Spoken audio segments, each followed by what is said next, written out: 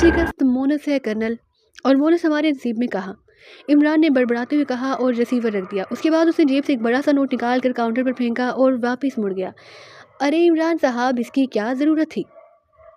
मैंने जन अहलाक बरतते हुए कहा, अच्छा ज़रूरत नहीं तो मुझे दे दो। हाल में दाखिल होते ही वो सीधा कैबिन की तरफ बढ़ा और चंद लम्हों तक बगौर कैबिन के अंदर रखे हुए सारी ही हीरे को गौर से देखता रहा। फिर मुस्कुराता हुआ आगे बढ़ गया। हीरे की तरफ से उसे पूरी तसल्ली हो गई कि कैबिन में रखा हुआ हीरा असली है। वो बड़े से बड़े जोहरी से भी ज़्यादा हीरा शनासी में महारत रखता था। उसके पास सारी ही और नादर किस्म के हीरे मौजूद थे जो उसने दुनिया भर में घूमते हुए बड़ी हतीर रकमें खर्च करके हासिल किए थे। अगर इस सारी हीरे को खरीदने के लिए उसकी हुकूमत दरमियान में ना कूद पड़ती तो वो यकीनन अपने ख़जाने के लिए हीरा ज़ाती तौर पर खरीदने की कोशिश करता। लेकिन हुकूमत के दरमियान में आ जाने से वो मजबूर हो गया। उसे असली हीरे को कैबिन में देखकर ये इत्मीनान हो गया कि अफवाहों के मुताबिक फोर कारनर्स अभी तक इस हीरे को नहीं चुरा सके, और उसके साथ साथ उसे ये भी तसल्ली हो गई कि रामेश खन्ना की दी हुई नकल वाकई असली हीरे की बेहतरीन नकल थी और सिर्फ महारत भरी नजरें ही उन दोनों के दरमियान फ़र्क तलाश कर सकती थी। वो मुतमईन होकर दरमियानी दरवाजे से बाहर निकला और फिर टैक्सी स्टैंड की तरफ बढ़ता चला गया। अब उसके चेहरे पर गहरा इत्मीनान था। शान खान स्ट्रीट। कर्नल ने टैक्सी में बैठते हुए टैक्सी ड्राइवर से मुखातिब होकर कहा और टैक्सी ड्राइवर ने सर हिलाते हुए टैक्सी आगे बढ़ा दी। और कर्नल फ्रीदी खामोश बैठा अपने मंसूबे के बारे में सोचता रहा। टैक्सी मुख्तलिफ सड़कों पर दौड़ती हुई एक वीरान की सड़क पर पहुंची तो कर्नल फ्रीदी अचानक चौंक पड़ा। आते वक्त उसकी टैक्सी इस वीरान सड़क पर से गुजर कर न आई थी। ये तुम कहाँ जा रहे हो?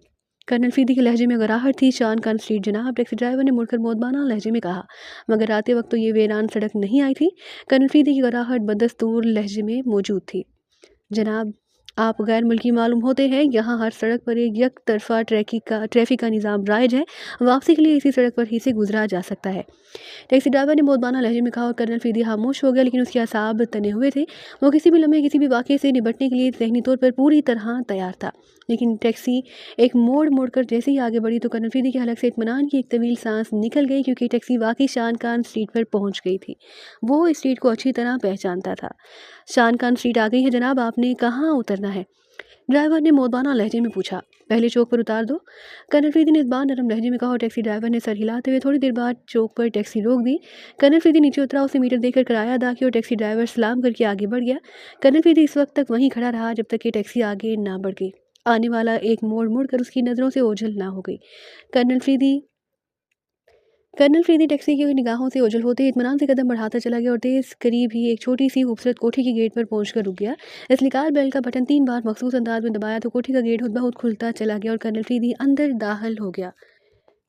क्या हुआ, देख देख आए हीरा? कमरे में मौजूद कैप्टन हमीद ने कर्नल फरीदी के अंदर दाखिल होते ही कहा, मैं देख आया हूँ।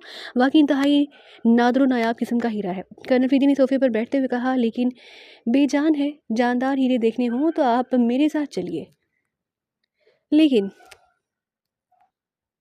वादा कीजिए आइंदा आप ऐसे बेजान हीरो का नाम भी नहीं लेंगे। कैप्टन हमीद ने मुस्कुराते हुए जवाब दिया, जानदार हीरे काट भी लेते हैं और उनका काटा तो पानी भी नहीं मांगता। कर्नल फरीदी ने भी मुस्कुराते हुए जवाब दिया और वो भी शायद मूड में था। पानी मांगने की ज़रूरत ही किस कम वक्त को रहती है। इंसान बस देखते ही पूरी तरह सैराब हो जाता है। कैप्टन हमीद ने आंखें फाड़ते हुए कहा, अगर ऐसा होता कैप्टन हमीद साहब तो तुम्हें एक से दूसरे हीरे की तलाश न रहती, और तुम अब बदमजाक भी होते जा रहे हो। देखने से तो तिश्नगी बढ़ती है। कर्नल फरीदी ने बड़े फ़लसफ़ियाना अंदाज में जवाब देते हुए कहा, अरे आप तो मुझसे भी बड़ा हीरा शनास निकले। तो फिर क्या ख्याल है, चलें आजमाइश हो जाए कि तिश्नगी बढ़ती है या आदमी सैराब हो जाता है। कैप्टन हमीद ने जल्दी से अपने मतलब पर आते हुए कहा, हमीद तुम यहाँ एक मखसूस मिशन पर आए हैं। हीरा हमने हर कीमत पर हासिल करना है और वक्त बेहद कम रह गया है। कर्नल फरीदी ने संजीदा होते हुए कहा, आप तो हम हर मामले में संजीदा हो जाते हैं। आप एक मुल्क का नुमाइंदा बनकर यहाँ आए हैं। बोली होगी, खूब दिल भरकर बोली दीजिए। आपकी जेब से तो रकम नहीं जानी।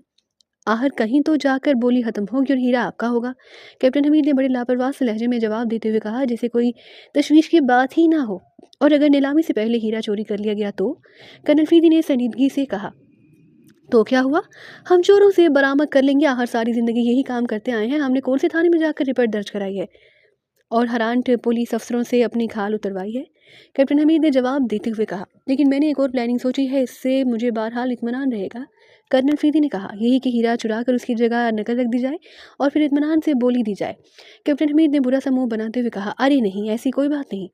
मैं हीरे को कानूनी तौर पर हासिल करना चाहता हूँ, लेकिन मुझे शक है कि हमारा मुल्क बोली के मामले में पीछे रह जाएगा, क्योंकि हमारी हुकूमत ने हीरा हर्ज की आखिरी हद 50 लाख डॉलर रखी है।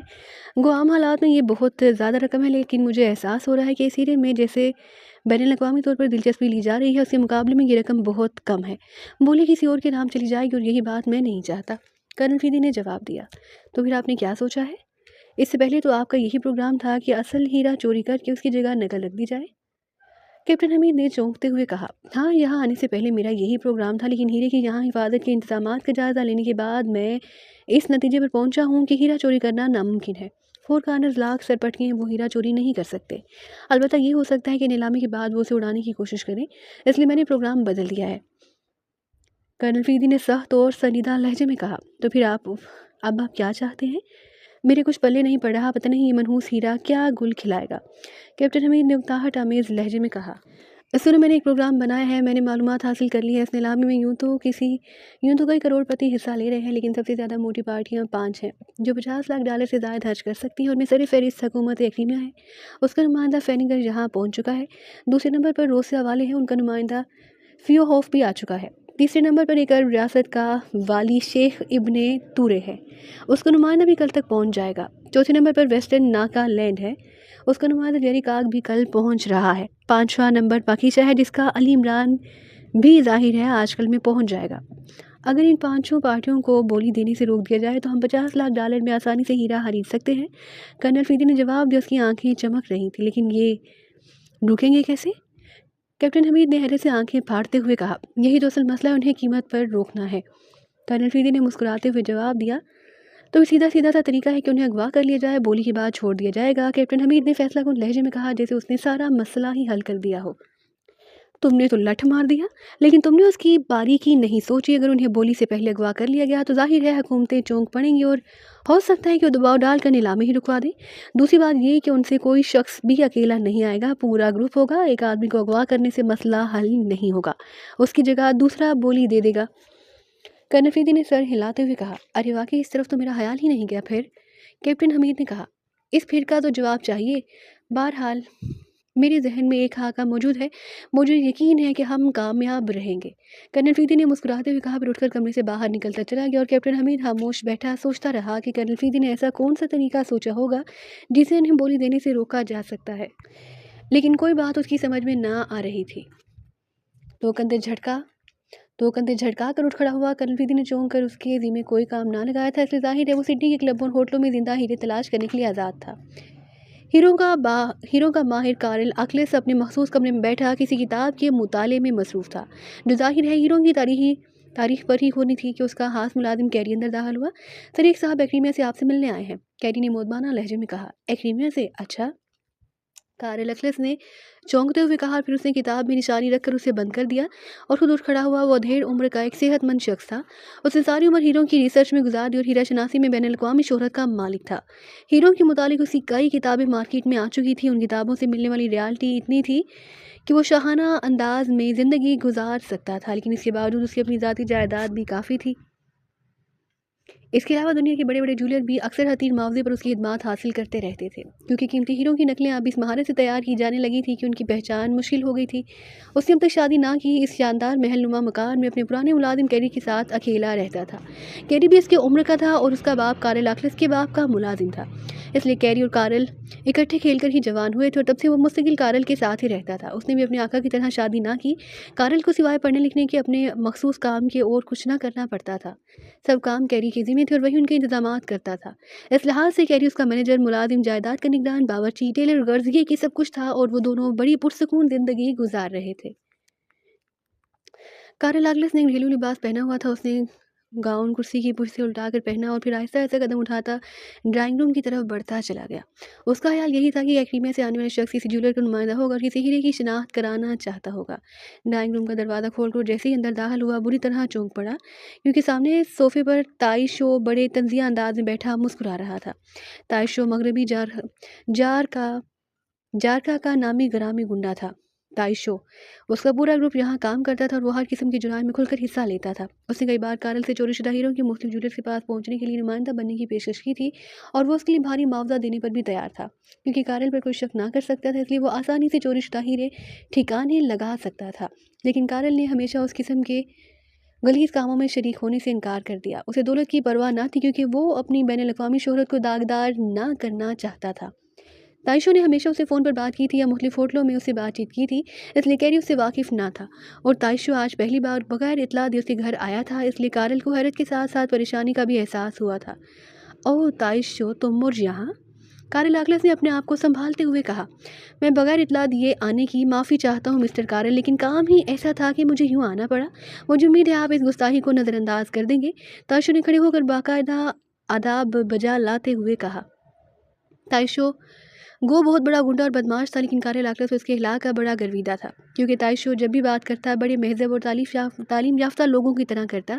उसकी गुफ्तगू सुनकर कोई सोच भी ना सकता था कि वो इतना बड़ा मुजरिम है।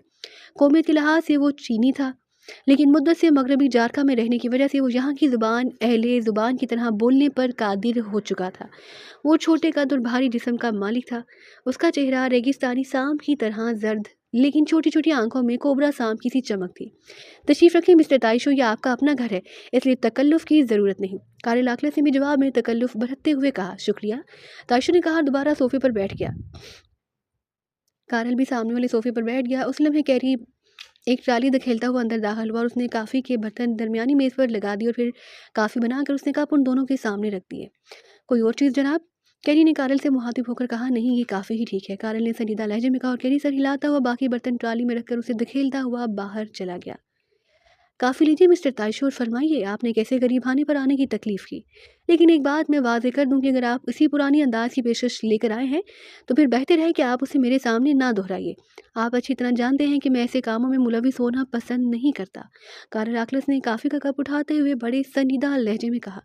नहीं मिस्टर कारल आकलस, ऐसी कोई बात नहीं, इस बार मामला ज़रा हटके है।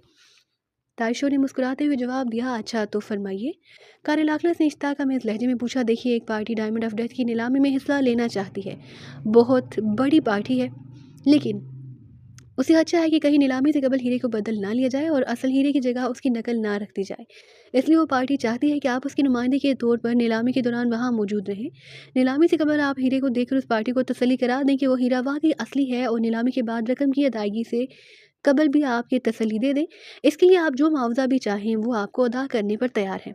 ताइशो ने मुस्कुराते हुए जवाब दिया। लेकिन उसके लिए इस पार्टी को आपकी वसातत से बात करने की क्या ज़रूरत थी? ये बात तो वो मुझसे बराह रास्त भी कर सकती थी।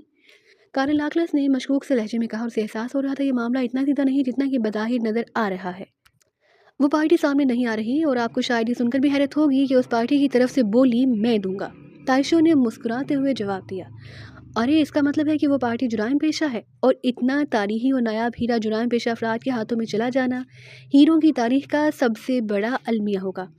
कारल आकलस ने अफसोस भरे लहजे में कहा। उसे वाकई ताइशो की बात से ज़बरदस्त धचका पहुंचा था। हीरा खुलेआम नीलाम हो रहा है। मिस्टर कारल आकलस जो भी चाहे उसे कीमत देकर खरीद सकता है, इसलिए जुराइम पेशा या ईमानदार होने की कोई शर्त मौजूद नहीं। वैसे मैं आपको ये बता दूं कि हीरा खरीदने के बाद हो सकता है कि वो पार्टी उसे दोबारा नीलाम कर दे। इस तरह इस पार्टी का ख्याल है कि वो बहुत ज़्यादा मुनाफा कमा सकते हैं। ताइशो ने जवाब दिया। ठीक है, बाकी जो भी रकम दे वो हीरा खरीद सकता है, लेकिन मैं किसी जुराइम पेशा तंजीम का नुमाइंदा बनकर वहाँ नहीं जा सकता।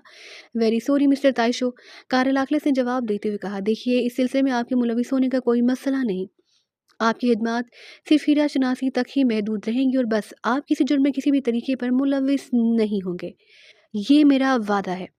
ताइशो ने संजीदा लहजे में जवाब देते हुए कहा। उसकी छोटी छोटी आंखों में चमक और ज़्यादा बढ़ गई थी।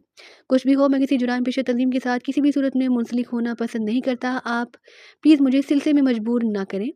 कारल आकले से खुश लहजे में जवाब देते हुए कहा। अच्छा चलो, उसे एक और सूरत में ले लेते हैं। आप खुद नीलामी लेकर हिस्सा लें, हीरा अपने नाम से खरीदें, बाद में आपकी तरफ से ही उसे दोबारा नीलाम कर दिया जाएगा, और जब हीरा नीलाम होगा तो इससे होने वाले मुनाफे में से आपको 10% कमीशन भी दिया जाएगा, और इससे इससे बढ़कर आपकी इस मावनत का मुआवजा भी। ताइशो ने पैंतरा बदलते हुए कहा। क्या मतलब, मैं समझा नहीं। ये तारीखी हीरा मैं खुद खरीदूंगा, रकम आप देंगे? कारल आकलस ने चौंकते हुए कहा। हाँ, इस तरह आप किसी जुराइम पेशा तंजीम से मुंसलिक ना होंगे। आपको सिडनी के नेशनल बैंक का कैश चेक दे दिया जाएगा। आप खुलकर बोली दें, और जहाँ बोली खत्म हो वहाँ आप उतनी रकम उस चेक पर भर दें, और बस। हीरा कानूनी तौर पर आपकी मलकियत होगा। आप उसे अपने पास रखें, इस पर मुकाले लिखें, रिसर्च करें, हमें कोई एतराज़ नहीं। सिर्फ इतनी शर्त होगी कि जब हम उसे दोबारा नीलाम करने का ऐलान करें, उस वक्त जो हीरा खरीदेगा आपने वो हीरा उसके हवाले करना होगा कानूनी तौर पर। ताइशो ने जवाब देते हुए कहा, उसने भरपूर वार किया था। उसे मालूम था कि कारेलाक्लेस के लिए सारी ही हीरे की मलकियत, इस पर रिसर्च, मुकाले लिखने की दावत बहुत काफ़ी रहेगी और अब वो इनकार नहीं कर सकेगा। अगर ऐसा है तो मैं हाजिर हूँ। कारेलाक्लेस ने हस्बे तवक्का जवाब देते हुए कहा। उसका चेहरा मुसर्रत से खिल उठा। तो ये बात तय हो गई। ताइशो ने मुस्कुराते हुए कहा, हाँ बिल्कुल तय समझो। कारेलाक्लेस ने जवाब देते हुए कहा, तो ठीक है, आप नीलाम में हिस्सा लेने की तैयारी कर लीजिए। आपकी आमदोरफ्त के तमाम अखराजात हमारे ज़िम्मे होंगे। वहाँ आपके लिए होटल 5 स्टार में कमरा बुक कराया जा चुका है। आप उस कमरे में ठहरेंगे, मैं वहाँ मौजूद हूँगा। आप अपने तौर पर नीलामी से पहले ये तसल्ली कर लें कि जो हीरा आप खरीद रहे हैं वो असली है। आपको कैश चेक नीलामी शुरू होने से पहले आपके कमरे में पहुंचा दिया जाएगा। हीरा खरीदने के बाद आप यहाँ वापस आ जाएंगे। आपकी हिफाजत हमारी जिम्मे होगी। ताइशो ने सोफे से उठते हुए कहा, ठीक है, मैंने सिर्फ तैयारी कर लेता हूँ, बल्कि सिडनी हकाम को इस बात की इतला भी कर देता हूँ कि मैं हीरा खरीदने का ख्वाहिशमंद हूँ, ताकि वो हाल में मेरी सीट रिजर्व कर दे। कारेलाक्लेस ने भी उठते हुए कहा, ओके। ताइशो ने मुसाफिर के लिए हाथ बढ़ाते हुए कहा, कम अज़ कम मुझे ये तो बता दो कि तुम किस पार्टी के लिए काम कर रहे हो। कारेलाक्लेस ने मुसाफिहा करते हुए कहा, आप नहीं पूछें तो बेहतर है, क्योंकि आप जितना कम से कम जानेंगे उतना ही सुकून से रहेंगे। बहरहाल वो एक बहुत बड़ी तंजीम है, वो बैनुल अक़वामी तंजीम है। ताइशो ने जवाब देते हुए कहा, लेकिन वो बैनुल अक़वामी तंजीम अगर चाहे तो हीरा ज़बरदस्ती भी उड़ा सकती है। फिर वो उसे खरीदने में क्यों दिलचस्पी रखती है। कारेलाक्लेस ने पूछा, उस हीरे की कानूनी हैसियत अगर कायम रहे तो इसमें से कसीर मुनाफा मिलने की उम्मीद है, वरना ये आम हीरो जैसा हो जाएगा। इसलिए हम सब कुछ कानूनी तौर पर करना चाहते हैं। ताशो ने सर हिलाते हुए कहा और फिर वो तेज कदम उठाता कमरे से बाहर निकलता चला गया। कारेलाक्लेस चंद लम्हे खामोश खड़ा उसे देखता रहा। फिर आहिस्ता आहिस्ता कदम उठाता वो वापस अपने कमरे की तरफ बढ़ता चला गया। कमरे का दरवाज़ा खोलकर वो जैसे ही अंदर दाखिल हुआ, अचानक उसके सर पर कयामत सी टूट पड़ी और वो लड़खड़ा कर नीचे गिर गया। उसकी आंखों के सामने सितारे से नाच गए। उसने अपने आप को संभालने की बेहद कोशिश की, लेकिन उसके सर पर एक और ज़र्ब लगी और उसके बाद उसका जहन तारीकियों में डूबता चला गया। इमरान ने कार छोटी सी इमारत के कंपाउंड में रोकी, फिर दरवाज़ा खोलकर बाहर निकल आया। वो इस वक्त भी अपने मखसूस टेक्निकल लिबास में था। चेहरे पर हमाकतों का आबशार बदस्तूर बह रहा था। इमारत हस्ता और पुरानी लग रही थी और उसका बागीचा भी उजड़ा उजड़ा सा लग रहा था, जैसे यहाँ के मकीन दुनिया से तमाम दिलचस्पियाँ ख़त्म कर चुके हों। ये सिडनी के शुमाल मशरिक में वाक़ एक पुरानी आबादी की इमारत थी। इमरान इमारत के बरामदे में से होता हुआ एक कोने में बने हुए दरवाजे की तरफ बढ़ता चला गया। दरवाज़ा बंद था। दरवाजे के ऊपर एक पुरानी सी नेम प्लेट नस्ब थी, जिस पर लिखे हुए हरूफ भी मिटे मिटे से थे। गौर से देखने पर प्रोफेसर विल्सन के अल्फाज पढ़े जा सकते थे, जिसके नीचे डिग्रियों की 2-3 किताबें दर्ज थीं, जिनके बेशतर हरूफ बिल्कुल ही मिट चुके थे। इमरान ने दरवाज़ा पर आहिस्ता से दस्तक दी, लेकिन जब कोई जवाब ना मिला तो उसे एक बार फिर दस्तक दी। फिर उसे अंदर से किसी के खांसने की आवाज़ सुनाई दी। फिर आहिस्ता आहिस्ता कदम उठाने की आवाज़ें सुनाई देने लगीं। कौन है? दरवाजे की दूसरी तरफ से एक बूढ़ी सी आवाज़ सुनाई दी, प्रिंस ऑफ डम्प फ्रॉम पाकिशा। इमरान ने जवाब दिया, अरे प्रिंस ऑफ डम्प। इस बार बोलने वाले के लहजे में एक यकलख जोश उभर आया। फिर दरवाज़ा एक धमाके से खुलता चला गया। दूसरी तरफ एक लंबे कद का दुबला पतला सा 80 साला बूढ़ा खड़ा था, जिसके बदन पर मैला और मसला हुआ गाउन था। आंखों पर दबी शीशों की ऐनक थी और पूरा चेहरा झरियों से बुरी तरह भरा हुआ था, जैसे चेहरा ना हो, गिरा ग्रामोफोन का रिकॉर्ड हो। इमरान को देखते ही उसका चेहरा यूं चमक उठा जैसे उसी खाल के अंदर 1000 वोल्ट का बल्ब जल उठा हो। प्रिंस, तुम और मेरे दरवाजे पर? बूढ़े ने उछल कर आगे बढ़ते हुए कहा और इमरान से यूं चिमट गया जैसे इमरान उसकी ऐसी दौलत हो जिसके मिलने की उसे ख्वाब में भी तवक्का ना रही हो। अरे अरे प्रोफेसर, मेरी हड्डियाँ, मेरी नाजुक सी हड्डियाँ आपकी ताकत का रौब बर्दाश्त ना कर सकेंगी, इमरान ने कराहते हुए कहा और बूढ़े प्रोफेसर ने कह कहा लगाते हुए उसे अलहदा किया। क्या वाकई तुम प्रिंस हो, प्रिंस इमरान? अरे कितना तवील अरसा गुजर गया तुमसे मिले हुए। बूढ़े ने गौर से इमरान को देखते हुए कहा, अरे नहीं प्रोफेसर, मैं तो प्रिंस की इमरान की रूह हूँ। अल्लाह ने मुझे भेजा है ताकि आपसे पूछाऊँ कि क्या हाल है दुनिया छोड़ने के बारे में। इमरान ने बड़े संजीदा लहजे में कहा। प्रोफेसर भी एहतियात हंस पड़ा। उसका अंदाज बता रहा था कि वो शायद सालों के बाद हंस रहा हो। आओ आओ मेरे दोस्त, खुश आमदीद, प्रोफेसर ने इमरान का हाथ पकड़कर अंदर ले जाते हुए कहा। फिर वो दोनों एक बड़े से कमरे में पहुंच गए, जहां पुराने से बिस्तर के गिर्द किताबों की कई कुतब मीनार मौजूद थे। अरे प्रोफेसर, इतनी किताबें, क्या आपने कोई लाइब्रेरी खोल रखी है? इमरान ने एक पुरानी सी कुर्सी पर बैठते हुए कहा। बस अब यही किताबें तो मेरा ओढ़ना बिछोना है। तुम सुनाओ, कैसे आए यहाँ सिडनी? प्रोफेसर ने भी दूसरी कुर्सी पर बैठते हुए कहा। प्रोफेसर, तुमसे मिले बहुत अरसा हो गया। मैंने तो सोचा था कि आप मरकब गए होंगे, इसलिए चलो जाकर आपकी जायदाद पर ही कब्जा किया जाए, लेकिन तुम तो जिंदा सलामत बैठे हैं और सितम ये कि मेरी हड्डियां तोड़ने पर आमादा हैं, इमरान ने सादा से लहजे में कहा। प्रोफेसर का कह कहा कमरे में गूंज उठा। तुम वाकई अभी तक वही शैतान हो, ऑक्सफोर्ड की शैतान। तुम में ज़रा बराबर भी तब्दीली नहीं आई। मुझे मालूम है तुम्हारी कोई गर्ज ही तुम्हें यहाँ खींच लाई होगी, लेकिन मेरे पास कोई ऐसी चीज़ नहीं जिससे तुम्हें ज़ाती फ़ायदा पहुँच सके। प्रोफेसर विल्सन ऑक्सफोर्ड यूनिवर्सिटी का मारूफ प्रोफेसर था, इमरान उसका चहेता शागिर्द। उन दोनों के ताल्लुकात इस कदर दोस्ताना थे कि लोग रश्क करते थे। प्रोफेसर 7 साल पहले रिटायर होकर यहाँ सिडनी में अपने आबाई मकान में आ गया। उसने तमाम उम्र शादी ना की, इसलिए इस पुराने से मकान में अकेला रहता था। प्रोफेसर, मैं आपका ज़्यादा वक्त नहीं लेना चाहता, आप किसी मकाले की तैयारी में मसरूफ़ होंगे। दरअसल मसला ये है प्रोफेसर कि मैं यहाँ डायमंड ऑफ डेथ की नीलामी में हिस्सा लेने आया हूँ, लेकिन एक मसला दरमियान में आ पड़ा है। वो ये कि पूरी दुनिया के अरबपति और हुकूमतें सारी ही हीरे की खरीद में दिलचस्पी ले रही हैं। इमरान ने संजीदा लहजे में कहा, हाँ मैं अखबारात में इसका अहवाल पढ़ता रहता हूँ, लेकिन इस सिलसिले में तुम्हारी क्या मदद कर सकता हूँ ये बताओ। प्रोफेसर ने सर हिलाते हुए कहा, प्रोफेसर मैं चाहता हूँ आप भी इस हीरे में दिलचस्पी लें। इमरान ने कहा, मैं, अरे क्यों मजाक करते हो, मेरे पास इतनी रकम कहाँ से आई कि मैं इस हीरे की खरीद में हिस्सा ले सकूं। प्रोफेसर ने धीमे से लहजे में कहा, रकम की बात छोड़ें, रकम का कोई मसला नहीं, मसला हीरे की मलकियत का है। इमरान ने आंखें नचाते हुए कहा, हीरे की मलकियत क्या मतलब, मैं समझा नहीं, साफ साफ बात करो। प्रोफेसर ने कहा, उसकी आंखों में उलझन थी। प्रोफेसर आप तारीख के स्कॉलर हैं और पूरी दुनिया आपको अच्छी तरह जानती है। अगर आप ये साबित कर दें कि ये हीरा जिसे हज़रत नूह का हीरा कहकर शोहरत दी जा रही है, दरअसल हज़रत नूह का इस हीरे से कोई ताल्लुक नहीं, बल्कि ये एक आम सा हीरा है जिसके असल मालिक आपके अवाओ अजदाद हैं, फिर 100 साल कबल ये हीरा चोरी कर लिया गया और अब ये हीरा हज़रत नूह के हीरे के तौर पर सामने लाया गया है। इमरान ने कहा, क्या कह रहे हो इमरान, ये सब कुछ कैसे हो सकता है? तुम्हारा क्या ख्याल है, मेरी इस बात पर यकीन कर लिया जाएगा और मैं अपनी सारी इज्जत इस तरह दाव पर लगा दूंगा? प्रोफेसर के लहजे में तलखी उभर आई। उनके चेहरे से अंदाजा होता था कि उन्हें इमरान की इस बात से बेपनाह तकलीफ पहुंची है। अरे प्रोफेसर, इसमें बेइज्जती वाली कौन सी बात है?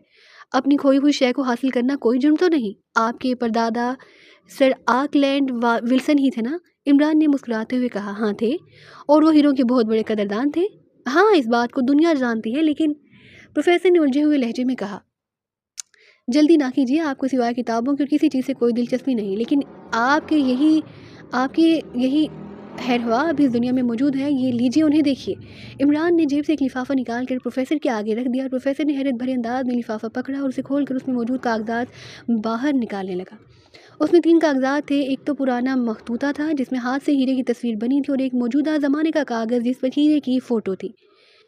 प्रोफेसर जल्दी से इस मखतूते को पढ़ते रहे और उनके चेहरे पर हैरत और इश्तियाक की लहरें उभर उभर कर मिटती रहीं। अच्छा, आप इतना तो कर सकते हैं कि मुझे एक कानूनी दस्तावेज़ दे दें। क्या आपके दादा का हीरा अगर कहीं दस्तयाब हो जाए तो वो कानूनी तौर पर मेरी मलकियत होगा। इस पर तारीख आज से 2 साल पहले की डाल दें, यानी इस हीरे की बरामदगी से पौने 2 साल कबल की। उसके बाद मैं जानूँ और ये हीरा जाने। इमरान ने कहा, लेकिन उसे क्या फ़ायदा होगा, मेरा नाम बहरहाल दरमियान में आएगा और फिर अखबारी नुमाइंदों ने मेरा जीना हराम कर देना है। लोग तरह तरह की बातें बनाएंगे। प्रोफेसर ने तलख लहजे में कहा, देखिए प्रोफेसर, ये हीरा मेरे हर कीमत पर हासिल करना है। अगर बोली मेरे नाम हो गई तो ठीक, वरना मुझे ये दस्तावेज़ मंजर आम पर लानी पड़ेगी। और अगर आपने ये दस्तावेज़ मेरे हक में ना की तो फिर आप बराह रास्त लोगों की जद में होंगे। लेकिन दस्तावेज़ लिखने के बाद आपसे कोई पूछे भी सही तो आप सिर्फ इतना कह सकते हैं कि ये दस्तावेज़ दुरुस्त है और कानूनी है। बाकी बातों का आप जवाब देने के पाबंद नहीं, वो मैं खुद सब कुछ ठीक कर लूँगा। इमरान ने जवाब दिया, मगर ये मखतूता तुमने कैसे तैयार किया? प्रोफेसर ने हैरत भरे लहजे में कहा, ये तैयार नहीं किया गया बल्कि असली है। इमरान ने सर हिलाते हुए कहा, अच्छा ठीक है, तो मेरे पास पहली बार कोई अर्ज़ लेकर आए हो और मैं तुम्हें खाली हाथ नहीं लौटाना चाहता, इसलिए मैं दस्तावेज़ पर दस्तखत करने को तैयार हूँ। प्रोफेसर ने एक तवील सांस लेते हुए कहा, ओह ग्रेट प्रोफेसर। इमरान ने खुश होते हुए कहा, फिर जेब से एक दस्तावेज़ निकाल कर प्रोफेसर के सामने रख दिया जो वो पहले से ही तैयार करके आया था। प्रोफेसर ने उस दस्तावेज़ को पढ़ने के बाद उस पर अपने दस्तखत भी कर दी और साथ ही अपनी मखसूस मोहर भी लगा दी। बहुत बहुत शुक्रिया प्रोफेसर, अगर इस सिलसिले में आप कोई रकम। इमरान ने दस्तावेज़ तय करके जेब में डालते हुए कहा, अब तो मुझे जूतियाँ मारना चाहते हो इमरान, ये सिर्फ तुम्हारी शख्सियत थी कि मैं इस बात पर रजामंद हो गया। अगर मेरी वजह से तुम्हें कोई फ़ायदा पहुंच सकता है तो मुझे खुशी होगी। मेरा क्या है, मैं तो अब कब्र में पैर लटकाए बैठा हूँ, मेरे लिए हीरे अब कोई अहमियत नहीं रखते। प्रोफेसर ने जवाब देते हुए कहा, आपकी कब्र तो किताबों की ही बनेगी। मैंने तो सोचा था इसमें हीरे टांक दूं, बहरहाल आपकी मर्जी, अच्छा इजाज़त। इमरान ने उठते हुए कहा, आपने वो मखतूता और हीरे का तोड़ भी तो करना है। Okay, wish you good luck, professor ने हंसते हुए कहा और फिर वो उसे दरवाजे तक छोड़ने आया। जब इमरान कार में बैठकर कंपाउंड से बाहर निकला तो उसने दरवाज़ा एक झटके से बंद कर लिया। इमरान के चेहरे पर ऐसा इत्मीनान था जैसे उसने कोई बहुत बड़ा मरहला तय कर लिया हो। वो कार दौड़ाता हुआ आगे बढ़ता चला गया। कार तेज रफ्तारी से दौड़ती हुई खेतों के दरमियान में होती हुई दूर पहाड़ी के दामन में बने हुए एक पुराने तर्ज के मकान की तरफ बढ़ती चली आ रही थी। मकान के बाहर दो अफराद बड़ी बेचैनी के आलम में करीब आती हुई कार को देख रहे थे। उन दोनों के हाथों में रिवाल्वर मौजूद थे। कार उनके करीब आकर रुक गई, फिर दरवाज़ा खोलकर एक आदमी बाहर निकल आया। क्या रहा रिचर्ड? पहले से मौजूद दोनों अफराद ने तेजी से उसकी तरफ बढ़ते हुए कहा। कामयाबी? फैनी ने बड़ी आसानी से कारल की जगह ले ली है और कारल बेहोशी के आलम में गाड़ी में पड़ा है, रिचर्ड ने मुस्कुराते हुए कहा, और वो तेजी से कार की तरफ लपके। उन्होंने कार की पिछली नशीस का दरवाजा खोला और पिछली नशीस पर पड़े हुए कारल को घसीट कर बाहर निकाला। उसे कांधे पर लाद कर वो तेजी से इमारत में दाखिल हो गए। बाकी तीनों एक कमरे की तरफ बढ़ते गए, जबकि वो शख्स जिसने कारल को कांधे पर उठाया था दूसरे कमरे की तरफ बढ़ गया। कोई गड़बड़ तो नहीं हुई? कमरे में पहुंचते ही एक ने कार में से उतरने वाले से पूछा। नहीं पामर, हर काम मंसूबे के ऐन मुताबिक हुआ। जब हम वहां पहुंचे तो कारल का मुलाजिम कैरी किचन में मसरूफ था। घर का दरवाज़ा खुला हुआ था, इसलिए हम दबे पांव अंदर बढ़ते चले गए। कारल उस वक्त ड्राइंग रूम में किसी आदमी से बातों में मसरूफ था, इसलिए उसकी तवज्जो उस तरफ थी। कैरी ऊंचा सुनता है, इसलिए उसकी तरफ से भी कोई खतरा ना था। हम दोनों प्रोफेसर के हाथ कमरे में पहुंचकर छुप गए। थोड़ी देर बाद जब प्रोफेसर का मुलाकाती चला गया तो प्रोफेसर उस कमरे की तरफ आया। हम उसके इस्तकबाल के लिए पहले ही तैयार थे, इसलिए फैनी ने 2 ज़रबें उसके सर पर लगाईं और प्रोफेसर बेहोश हो गया। मैंने बाहर निकलकर कैरी को चेक किया तो कैरी बदस्तूर किचन में मसरूफ था। चनाचे मैं कारल को कांधे पर लाद कर दबे कदमों कोठी से बाहर निकल आया। उसकी कोठी चूंकि एक तरफ वीराने में है, इसलिए किसी तरफ से मुदाखलत का कोई इम्कान न था। मैं इसलिए उसे कार तक पहुंचा और फिर कार दौड़ाता हुआ यहाँ तक ले आया। रिचर्ड ने पूरी तफसील बताते हुए कहा। फैनी इस मुलाजिम को तो संभालेगा, ऐसा न हो कि वो मशकूक हो जाए। कारल को छोड़कर आने वाले ने तशवीश आमेज लहजे में कहा। उसका कोई मसला नहीं है, फैनी उसे अच्छी तरह हैंडल कर लेगा। पहले वाले ने आदमी ने बाएतमाद लहजे में जवाब देते हुए कहा। ओके, अब ये मसला तो हल हुआ। अब मैं इस प्रोपेगेंडे का काशन दे दूं कि 4 कार्नर्स ने हीरा चोरी कर लिया है और सिडनी हकाम ने जो हीरा कैबिन में रखा है वो नकली है, ताकि फैनी बतौर माहिर उसे तब्दील कर सके। पामर ने उठते हुए कहा। अब हीरे की नीलामी में थोड़े दिन रह गए हैं, इसलिए अब काम शुरू हो जाना चाहिए, रिचर्ड ने जवाब दिया और पामर ने करीब पड़ा हुआ टेलीफोन उठाया और उसका रिसीवर उठाकर नंबर डायल करने शुरू कर दिए। Hello cafe Ilham. Hello cafe अलहाक। दूसरी तरफ से राब्ता कायम होते ही आवाज़ सुनाई दी। मैं पामर बोल रहा हूँ, मेरा दूसरा टेलीफोन ख़राब है, प्लीज़ आप मैकेनिक को फ़ोन कर दें कि वो मेरा दूसरा टेलीफोन ठीक कर दे। पामर ने कहा। ओके, मैं अभी मैकेनिक से बात करता हूँ, दूसरी तरफ से तेज़ लहजे में कहा गया और पामर ने मुस्कुराते हुए रिसीवर रख दिया। फिर उसने उठकर साइड की दीवार में नस्ब एक अलमारी खोली, उसमें एक बहुत बड़ा सा ट्रांसमीटर निकाल कर मेज़ पर रख दिया। अब उन तीनों की नज़रें उस ट्रांसमीटर पर जमी हुई थीं। तकरीबन 5 मिनट बाद ट्रांसमीटर का बल्ब अचानक जल उठा और उसमें से तेज सीटी की आवाज़ निकलने लगी। पामर ने तेज़ी से हाथ बढ़ाकर ट्रांसमीटर का बटन ऑन कर दिया। बटन ऑन होते ही सीटी की आवाज़ पर एक मर्दाना आवाज़ गालिब आ गई। हेलो हेलो, मैकेनिक बोल रहा हूँ, आपका टेलीफोन ठीक हो गया है, ओवर। बोलने का लहजा पुरइश्तियाक था। मैं पामर बोल रहा हूँ, टेलीफोन अब बिल्कुल ठीक है, अब इसकी घंटी ऊंची आवाज़ से बजनी चाहिए, ओवर। पामर ने जवाब देते हुए कहा। ओवर। अच्छा, पूरे जोर से बजेगी, ओवर। दूसरी तरफ से मुसरत भरे लहजे में कहा गया और उसके साथ ही दोबारा सीटी की आवाज़ ट्रांसमीटर से बुलंद होने लगी और पामर ने एक तवील सांस लेते हुए ट्रांसमीटर का बटन ऑफ कर दिया। फिर उसे उठाकर उसने अलमारी में रख दिया। सुबह के अखबारात में हीरे की चोरी के बारे में बयानात शाया हो जाएंगे और कल से सिडनी एक जल्जले की जद में होगा, पामर ने मुस्कुराते हुए कहा। अब 4 कार्नर्स की साख सिर्फ फैनी के हाथ में है। अगर फैनी हीरा बदलने में कामयाब रहा तो 4 कार्नर्स के कारनामों में एक और बड़े और तारीखी कारनामे का इजाफा हो जाएगा, ड्रैगन ने मुस्कुराते हुए कहा। फिक्र ना करो, फैनी 4 कार्नर्स में शामिल होने से पहले शोबदा बाजी के बड़े कामयाब शो करता रहा है, इसलिए हीरा बदलना उसके दाएं हाथ का खेल है, पामर ने मुस्कुराते हुए कहा और फिर उठ खड़ा हुआ। रिचर्ड, अब इस कारल आखिलस का ख्याल रखना तुम्हारा काम है। ये किसी सूरत में ना बाहर निकल सके और ना ही किसी को इशारा या फ़ोन कर सके। जब हीरा बदल लिया जाएगा तो तुम्हें इतला कर दी जाएगी, उसके बाद उसे बेहोश करके तुम निकल जाना। पामर ने रिचर्ड से मुखातिब होकर कहा। आप बेफिक्र रहें, मैं उसे मुसलसल बेहोश रखूंगा, इस तरह किसी किस्म का कोई खतरा पैदा ही नहीं हो सकता। रिचर्ड ने मुस्कुराते हुए कहा। बस यही ख्याल रखना कि ये बहरहाल जिंदा रहे, क्योंकि उसके मर जाने की सूरत में पूरी दुनिया के जासूस हमारे पीछे पड़ जाएंगे, पामर ने कहा। आप बेफिक्र रहें, मैं अपनी जिम्मेदारी पूरी तरह समझता हूँ, रिचर्ड ने कहा। पामर और ड्रैगन सर हिलाते हुए इमारत से बाहर की तरफ चल पड़े। रिचर्ड भी उनके पीछे पीछे था। वो दोनों कार में बैठे और कार तेजी से मुड़ती हुई हाईवे की तरफ दौड़ती चली गई। अब हमारा मजीद क्या प्रोग्राम होगा, पामर? ड्रैगन ने हाईवे पर पहुंचते ही पूछा। बस अब हम सिडनी पहुंचेंगे और जब फैनी कारल के रूप में वहाँ पहुँचेगा तो हमारी कोशिश यही होगी कि हम आसपास रहें ताकि उसे किसी भी लम्हे किसी भी किस्म की ज़रूरत पड़े तो हम उसके काम आ सकें। पामर ने जवाब देते हुए कहा, वैसे ये चोरी भी हमारी तंजीम की तारीख में अजीब चोरी कहलाएगी। ड्रैगन ने चंद लम्हों की खामोशी के बाद कहा, वो कैसे? पामर ने चौंकते हुए पूछा। आज तक हमने अपने तौर पर मंसूबे बनाए और चीज़ें ले उड़े, मगर इस बार हमें दूसरों का रूप धार कर आगे बढ़ना पड़ा है और इसके लिए हुकूमत हकीमा की इमदाद भी लेनी पड़ी है। ड्रैगन ने जवाब दिया, ऐसा होता रहता है, मकसद तो मिशन की तकमील है, चाहे वो किसी भी अंदाज में हो, इससे कोई फ़र्क नहीं पड़ता। पामर ने हंसते हुए कहा, यह भी तो हो सकता है कि फ़ैनी किसी भी वजह से अपने मकसद में कामयाब ना हो सके, फिर उसका मुतबादिल क्या होगा? क्या फोर कार्नर्स को नाकामी का लेबल लगवाना पड़ेगा? ड्रैगन ने कहा, तुम फिक्र ना करो, फ़ैनी अपने काम में माहिर है, वो ये काम इंतहाई आसानी से कर लेगा। पामर ने इस बार सख्त लहजे में कहा और ड्रैगन खामोश हो गया, अलबत्ता उसके चेहरे पर उलझन के तासुरात नुमायां थे।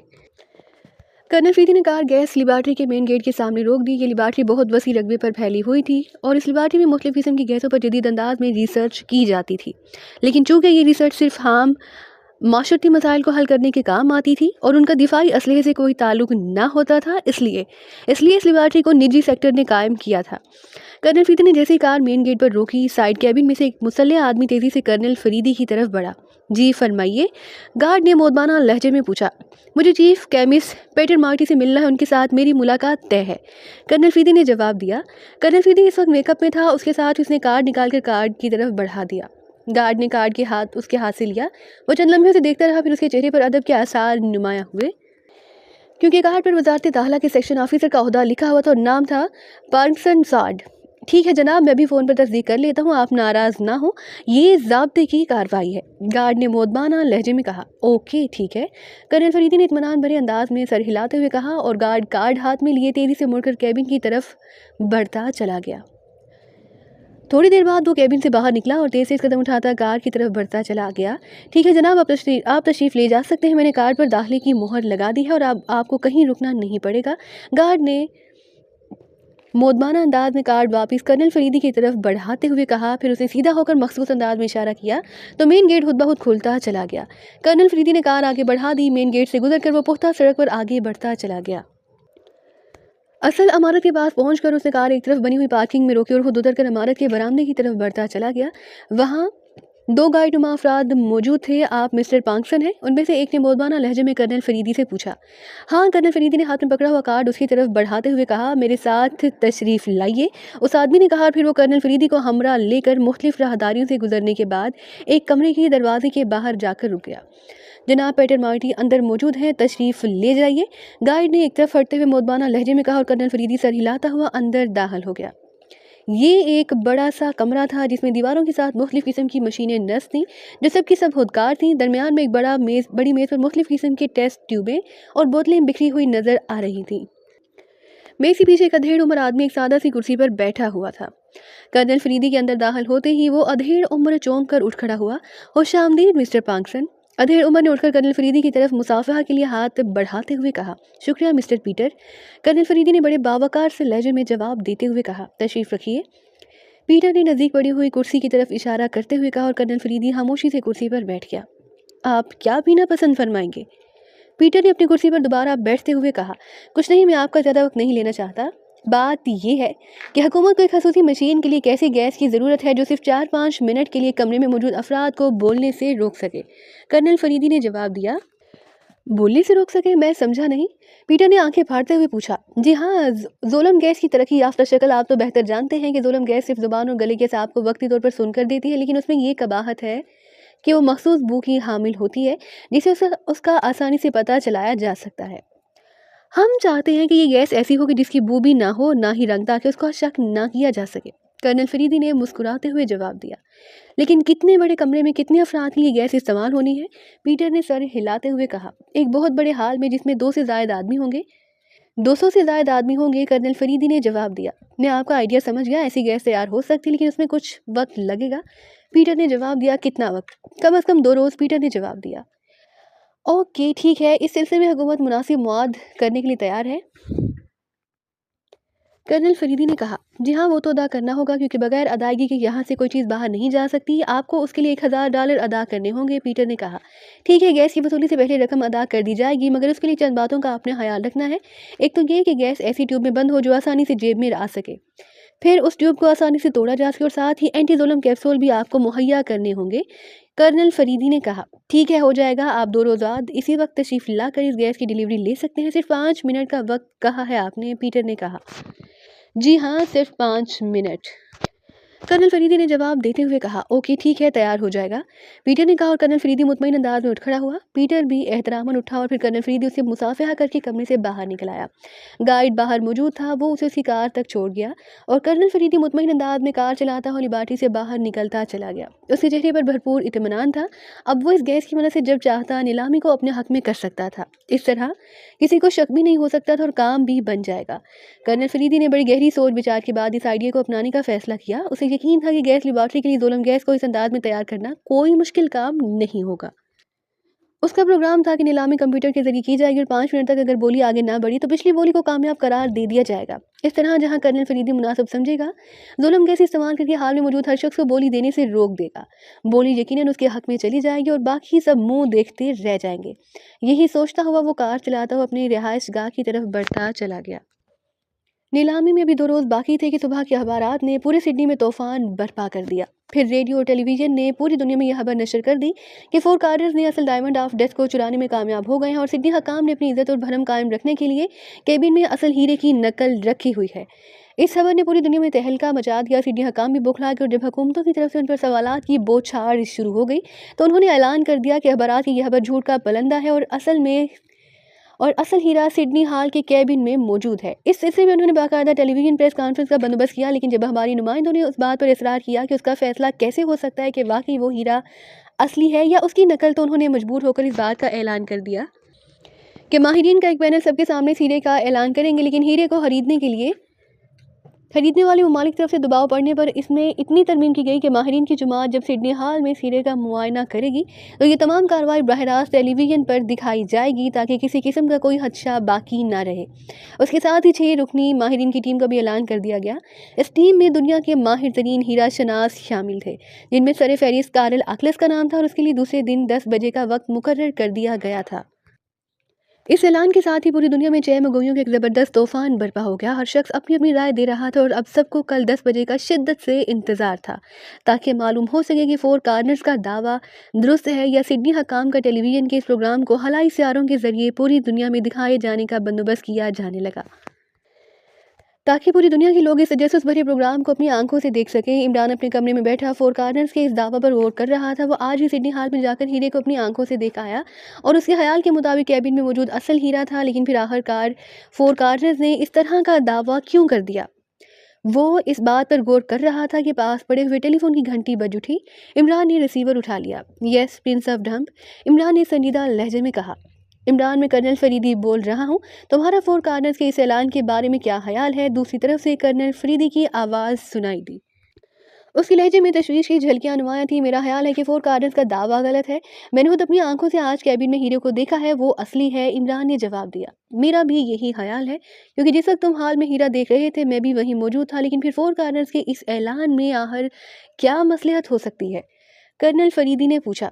आप वो हीरा वाकई खरीदना चाहते हैं?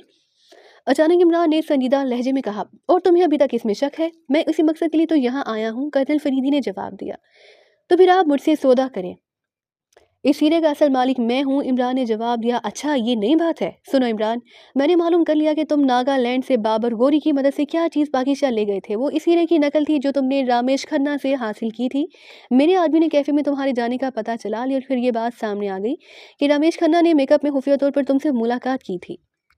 चनांचे रामेश खन्ना पर जब इस सिलसिले में दबाव डाला गया तो उसे फ़ौरन ही कबूल कर लिया कि उसे एक नकल तुम्हें दी है। अगर तुम इस नकल का सौदा करना चाहते हो तो फिर ठीक है, कर्नल फरीदी ने हंसते हुए कहा। अरे आपने तो सारा बिजनेस ही तबाह कर दिया। मैंने तो सोचा था कि चलो हीरा तोले गए 4 कार्नर्स वाले, आपसे कम से कम आने जाने का खर्चा ही निकल आएगा, लेकिन आप तो बड़े सख्त गाहक निकले, इमरान ने रो देने वाले लहजे में कहा। इस मजाक को छोड़ो, मैं खुद 4 कार्नर्स के बारे में बेहद संजीदा हूँ। मुझे एहसास हुआ कि कोई ना कोई घपला ज़रूर हुआ है, वरना इस किस्म का खुला ऐलान कभी ना किया जाता। कर्नल फरीदी ने कहा। आप उसे घपला कह रहे हैं जनाब, मेरा तो ज़बरदस्त नुकसान हो गया। वैसे मैं आपसे मजाक नहीं कर रहा, ये हीरा दरअसल मेरी ज़ाती मलकियत है। मैं कल इस सिलसिले में कानूनी सबूत अखबार नवीसों को पेश करने वाला हूँ और मेरे कानूनी वकील इस तंजीम और सिडनी हकाम को नोटिस देने वाले हैं। इमरान ने एक बार फिर संजीदा होते हुए कहा। मुझे मालूम है कि तुम क्या चाहते हो। मुझे रिपोर्ट मिल चुकी है कि तुम प्रोफेसर आल्सन से मिलने गए थे और प्रोफेसर आल्सन को ये बताना पड़ा कि तुम उससे किस दस्तावेज़ पर दस्तखत करा कर ले गए हो। लेकिन इमरान, ये बिल्कुल बच्चेगाना हरकत है। मुझे तुमसे इस किस्म की बच्चेगाना हरकत की तवक्का ना थी। जिस मखतूते की बिना पर तुम इस हीरे की मलकियत का दावा करने वाले हो, इस मखतूते की फ़िल्म नेशनल लाइब्रेरी लंदन से गायब कर दी गई है। ज़ाहिर है उसके बाद इस मखतूते की कोई तारीखी या कानूनी हैसियत बाकी नहीं रहती। कर्नल फरीदी ने जवाब दिया और इमरान की आंखें हैरत से फटती चली गई। कमाल है, आप तो जादूगर निकले। ये सब कुछ आपको पहले से मालूम है? इमरान ने हैरत भरे लहजे में जवाब देते हुए कहा। मैंने पहले भी आगाह कर दिया था कि तुम इस हीरे की बोली में शामिल ना होना, वरना मुझे तुम्हारी शिकस्त पर अफसोस होगा। कर्नल फरीदी ने बड़े फाहराना अंदाज में कहा। लेकिन कर्नल फरीदी, अब मैं आपसे क्या कहूँ? सच कहते हैं कि बूढ़े हो जाने के बाद आदमी के हवास जवाब दे जाते हैं। आप क्या समझते हैं कि एंटी जोलम कैप्सूल सिर्फ आपके मुंह में ही होगा और गैस लेबॉरेटरी से हासिल करना करदा जोलम गैस बाकी सबकी जुबान बंद कर देगी? ऐसी कोई बात नहीं, मेरे मुंह में भी एंटी जोलम कैप्सूल होगा, इस बात का ख्याल रखना। इमरान मुस्कुराते हुए बोला। उसने फरीदी के लफ्ज़ बचगाना का इंतकाम ले लिया था। इमरान की बात सुनते ही दूसरी तरफ से चंद लम्हों के लिए खामोशी तारी रही। फिर कर्नल फरीदी एक तवील सांस लेते हुए कहा, ठीक है इमरान, वाकई हम दोनों ने एक दूसरे के बारे में गलत अंदाज़ा लगाया था। कर्नल फरीदी ने तवील सांस लेते हुए कहा, आपके $1000 ज़ाया चले गए, जबकि मैंने तो प्रोफेसर आल्सन से मुफ्त दस्तखत करा लिए थे। अब बोलिए नुकसान किसका हुआ? लेकिन कर्नल फरीदी साहब, आपकी ये तजवीज़ मुझे ज़ाती तौर पर बेहद पसंद आई है। अगर इत्तेफाक से सफदर आपको उस गैस लेबॉरेटरी से निकलते हुए ना देख लेता, हालांकि आप मेकअप में थे, लेकिन आप सफदर को जानते हैं, उसकी छठी हिस्स अब तरक्की करके 7वीं हिस्स बन चुकी है। उसने फ़ौरन ही आपको पहचान लिया, वरना शायद आप बाजी ले जाते। इमरान ने कहा। बस अब मुझे बनाओ नहीं, तुमने हीरे की मलकियत का जो प्लान सोचा था उसने वाकई मुझे चौंका दिया। ज़ीरो सर्विस अगर तुम्हारी निगरानी करती हुई प्रोफेसर आल्सन तक ना पहुंच जाती और मुझे हंगामी तौर पर उस मखतूते की फिल्म ना उड़ानी पड़ती, तो तुम तो हीरा बिल्कुल ही मुफ्त ले जाते। कर्नल फरीदी ने हंसते हुए जवाब दिया, चलो हिसाब बराबर हो गया। अब मसला रह गया फोर कार्नर्स का। वैसे मैं तो कहता हूँ कि फोर कार्नर्स अगर हीरा उड़ा लें तो ज़्यादा बेहतर है। इस तरह नीलामी से तो जान छूट जाएगी। इमरान ने कहा। हाँ, होने को तो सब कुछ हो सकता है। वैसे मेरा ख्याल है कि हमें हीरे की चेकिंग की कार्रवाई गौर से देखनी पड़ेगी, क्योंकि अगर कोई घपला हो गया तो उसी दौरान होगा। कर्नल फरीदी ने कहा। हो सकता है तो फिर ऐसा करें कि हम दोनों मिलकर गौर करें, शायद कोई बात समझ में आ जाए। इमरान ने कहा। नहीं, तुम्हारी बातों से मेरा ध्यान भटक सकता है और तुमने फजूल बातें करने से बाज नहीं आना। कर्नल फरीदी ने जवाब दिया। ओके, फिर आप ही देख लीजिएगा, मेरा तो कल 10 बजे सोने का प्रोग्राम है। इमरान ने बेनियाजाना लहजे में कहा। ओके ठीक है, तुम इत्मीनान से सोना, क्योंकि बहरहाल हीरा असल हो या नकल, तुम्हें तो मिलना ही नहीं। कर्नल फरीदी ने कहा। उसके साथ ही राब्ता ख़त्म हो गया। इमरान ने मुस्कुराते हुए रिसीवर रख दिया। उसकी वो हीरे की मलकियत वाली तरकीब तो बहरहाल ख़त्म हो ही चुकी थी, इसलिए अब वो किसी और प्रोग्राम के बारे में सोच रहा था। अचानक उसके जहन में रामेश खन्ना की एक बात उभरी। उसने कैफे में इमरान को बताया था कि हुकूमत क्रीमिया में एक नकल बनवाने के लिए कोशिश है, और दूसरे लम्हे उसके जहन में सारी बात वाज़ेह हो गई और वो खुद फोर कार्नर्स का सारा प्रोग्राम समझ गया। उसके ख्याल के मुताबिक चूंकि हीरा कैबिन से चोरी करना नामुमकिन था, इसलिए ये प्लान बनाया गया कि इसके चोरी होने का ऐलान कर दिया जाए और फिर माहिर के रूप में जाकर हीरे को बदल लिया जाए। इस तरह बड़ी आसानी से हीरा चुराया जा सकता था, सबकी आंखों के सामने। उसे मालूम था कि हीरे की 2 नकलें तो बहरहाल खरीदनी है, बहरहाल फरीदी और उसके पास मौजूद है। तीसरी नकल अगर बनी है तो यकीनन फोर कार्नर्स ने बनवाई होगी। वो कुछ देर बैठा सोचता रहा, फिर उसने रिसीवर उठाया और नंबर घुमाने शुरू कर दिए। वो रामेश खन्ना को टेलीफोन कर रहा था। रामेश खन्ना ज्वेलर्स, मैं प्रिंस ऑफ ढम बोल रहा हूँ, रामेश खन्ना साहब से बात कराइए। इमरान ने तहकुमाना लहजे में कहा। ओ बेहतर होल्ड कीजिए, दूसरी तरफ से कहा गया और चंद लम्हों बाद रामेश खन्ना की आवाज़ उभरी। Hello, Ramesh Khanna speaking. रमेश के लहजे में वकार था। रमेश, मैं प्रिंस ऑफ ढम बोल रहा हूँ, सिडनी से। इमरान ने कहा। अरे प्रिंस, आपने कैसे याद फरमाया? रमेश ने चौंकते हुए पूछा। रमेश, तुमने ये खबर सुन ली होगी कि फोर कार्नर्स ने ये दावा किया है कि उन्होंने हीरा चुरा लिया है और अब सिडनी हकाम जिस हीरे को असल बता रहे हैं वो उसकी नकल है। इमरान ने कहा। हाँ, मैंने थोड़ी देर पहले ये खबर सुन ली है, रमेश खन्ना ने जवाब देते हुए कहा। देखो रमेश, इस बात का हर एक को इल्म है कि तुमसे ज़्यादा अच्छी नकल हीरों की और कोई तैयार नहीं कर सकता, इसलिए अब तुम ही बता सकते हो कि तुमने डायमंड ऑफ डेथ की कितनी नकलें तैयार की हैं। 2 के बारे में तो मुझे इल्म है, एक मेरे पास है, दूसरी कर्नल फरीदी के पास, और तुमने ये भी बताया कि हुकूमत क्रीमिया भी नकल बनवाने में दिलचस्पी ले रही है। इमरान ने कहा। आपकी बात दुरुस्त है, मैंने उस हीरे की सिर्फ 3 नकलें तैयार की हैं। अगर मुझे मालूम मुझे मुख्तलिफ हुकूमतों और अफराद से मज़ीद नकलों के आर्डर्स मिले थे, लेकिन मैंने उन्हें टाल दिया क्योंकि हुकूमत क्रीमिया ने मुझे वाज़ेह तौर पर यह धमकी दे दी थी कि अब मैंने मज़ीद कोई नकल तैयार नहीं करनी, लेकिन मैं आपको पहले ही ये नकलें दे चुका था। रमेश खन्ना ने जवाब दिया। तुम्हें अंदाज़ा है कि हुकूमत हकीम ने ये नकल किसके लिए तैयार करवाई है? इमरान ने कुछ सोचते हुए पूछा। कुछ वाज़ेह तौर पर नहीं कह सकता, वैसे इतना बता सकता हूँ कि ये नकल मगरबी जार का भेजी गई है, क्योंकि जो शख्स मुझसे नकल लेने आया था उसकी जेब में मैंने मगरबी जार का जाने का टिकट देखा था। बस इत्तेफाक से ही नज़र पड़ गई थी। ये भी हो सकता है कि मेरा अंदाज़ा गलत हो। रामेश ने जवाब दिया। ओके, थैंक यू, इमरान ने कहा। उसके साथ उसे रिसीवर रख दिया। मगरबी जार का नाम जहन में आते उसके जहन में एक नाम उभर आया, और वो था कार्लस आकलस का, जो दुनिया का सबसे मशहूर हीरा शनास था। वो मगरबी जारका का रहने वाला था, और जिस 6 रुकनी टीम ने ये हीरा चेक करना था, उस टीम का सरबराह भी कार्ल आकलस ही था। चनाचो से ये पुख्ता यकीन हो गया कि कार्ल आकलस 4 कार्नर्स का आलाकार है, और वही चेकिंग के दौरान हीरा तब्दील कर लेगा। इस वाज़ेह नतीजे पर पहुंचने के बाद उसने अपने जहन में एक प्लान मुरतब कर लिया, और फिर उसने फ़ोन उठाकर साथ वाले कमरे में मौजूद सफदर को अपने कमरे में आने के लिए कहा, ताकि इस मंसूबे पर अमल किया जा सके।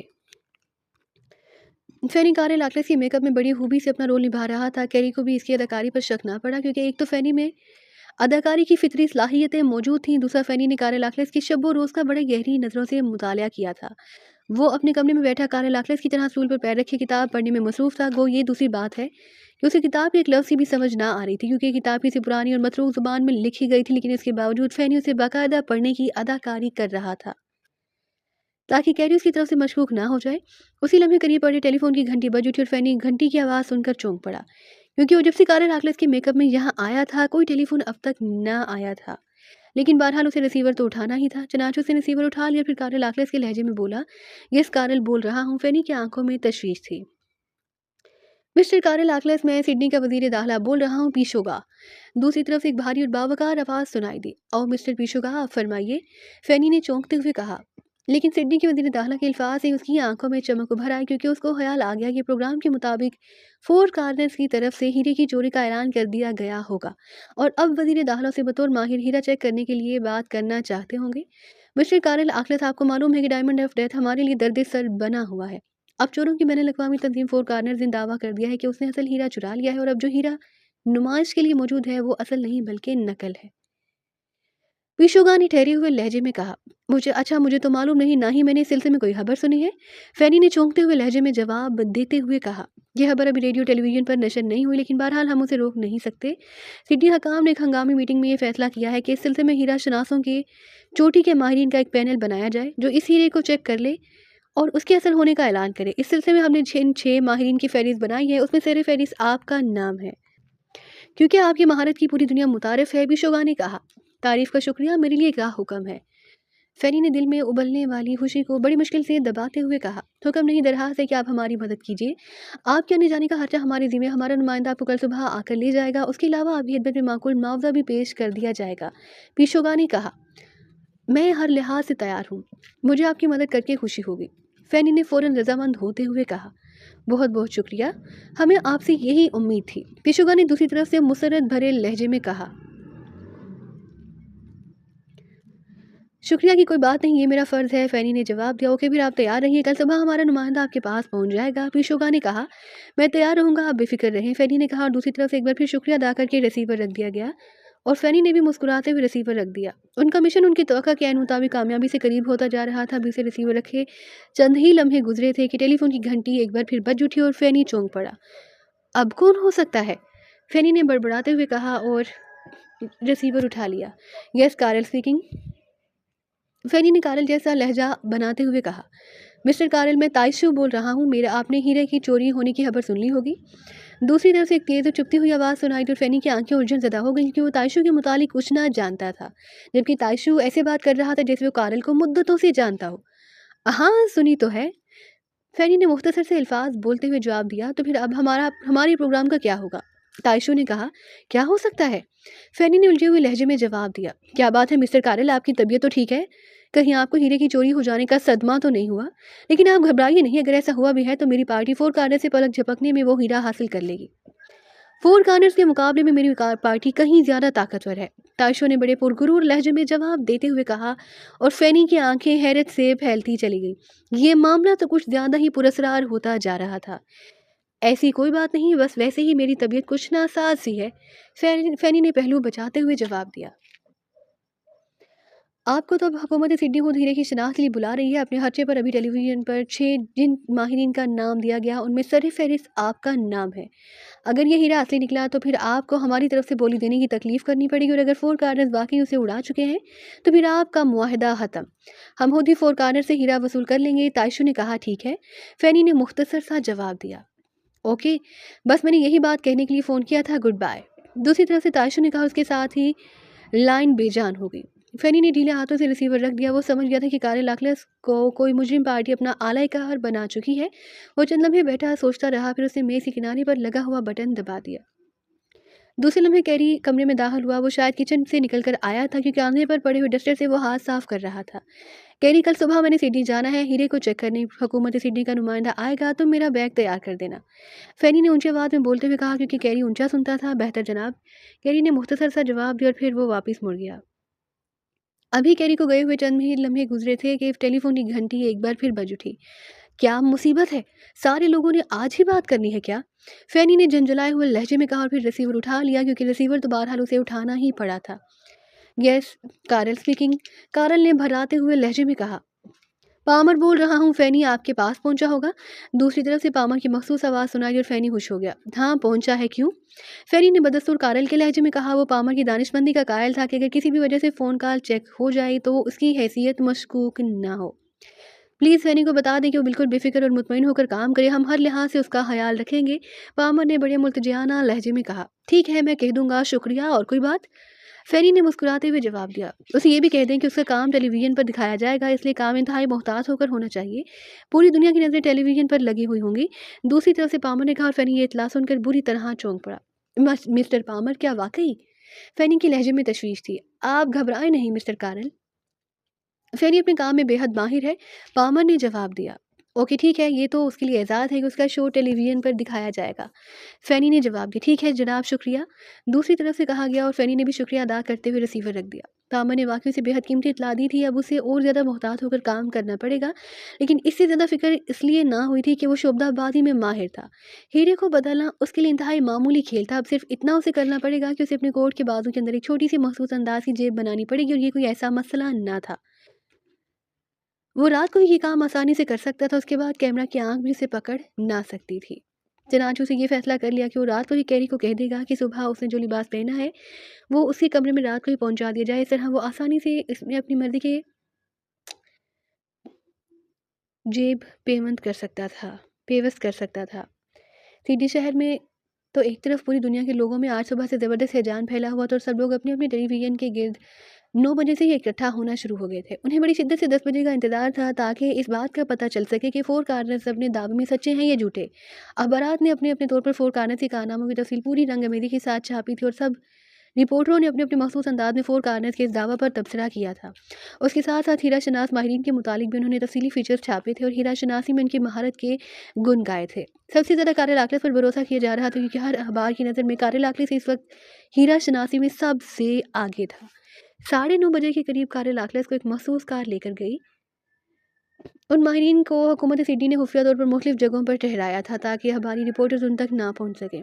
कारल आकलिस को एक मखसूस हेलीकॉप्टर के जरिए मगरबी जारका से ले आया गया। फिर उसे एक अकेले मकान में रखा गया, जहां सादा लिबास में मुसल्लिफ फौजियों का ज़बरदस्त पहरा था। 9 बजे से हाल में जाने के लिए तैयार हो जाने के लिए कहा गया, और फ़ेनी ने ड्रेसिंग रूम में जाकर लिबास बदलकर उसे कोर्ट के बाद में मौजूद मखसूस थैली में हीरे की नकल पहले से मौजूद थी, उसे नीचे की तरफ लटकाया गया था कि उसका भार किसी को महसूस ना हो सके। अब मखसूस अंदाज में झटका दिए बगैर ये हीरा थैली से बाहर ना आ सकता था। तैयार हो जाने के बाद फ़नी हकाम की तरफ से लाई गई कार में बड़े मुतमईन अंदाज में बैठा, और कार थोड़ी देर बाद सिडनी हाल के सामने पहुंच गई। सिडनी हाल के इर्द-गिर्द का इलाका पुलिस और मुसल्लिफ फौजियों के घेरे में था, और वहां से काफ़ी दूर हर किस्म का ट्रैफिक रोक दिया गया था। हाल के बाहर सिडनी के आला हकाम माहिरीन के इस्तकबाल के लिए मौजूद थे, जिनमें वज़ीर दाखिला बिशुगा भी बनफ़्स नफीस शामिल थे। फ़नी जैसे ही बाहर निकला, हकाम ने आगे बढ़कर उसके हाथों हाथ लिया। फिर वो उसे हाल के अंदर ले गए, जहाँ कैबिन से ज़रा हटकर एक मखसूस जगह पर 6 कुर्सियाँ रखी गई थी। उनके सामने दीवार के साथ टेलीविज़न के बड़े बड़े और जदीद कैमरे नस्ब थे। टेलीविज़न की वजह से रोशनियाँ इतनी तेज़ थी कि उन्हें आँख खोलना महाल हो रहा था। कैबिन की तरफ से शुरू होने वाली पहली कुर्सी पर फ़ैनी को बिठाया गया, और फिर आहिस्ता-आहिस्ता बाकी माहिरीन भी आते गए। फ़ैनी उन्हें जानता तो ना था, लेकिन वो उनके एहतराम में यूँ उठ रहा था जैसे वो उनसे सदियों से वाकिफ़ हो। बाकी माहिरीन भी फ़ैनी के साथ इंतहाई न्याज़मंदी से पेश आ रहे थे। कुर्सियों के सामने एक बड़ी-सी मेज़ रखी हुई थी जिस पर हीरा चेक करने के मख़सूस आलात मौजूद थे।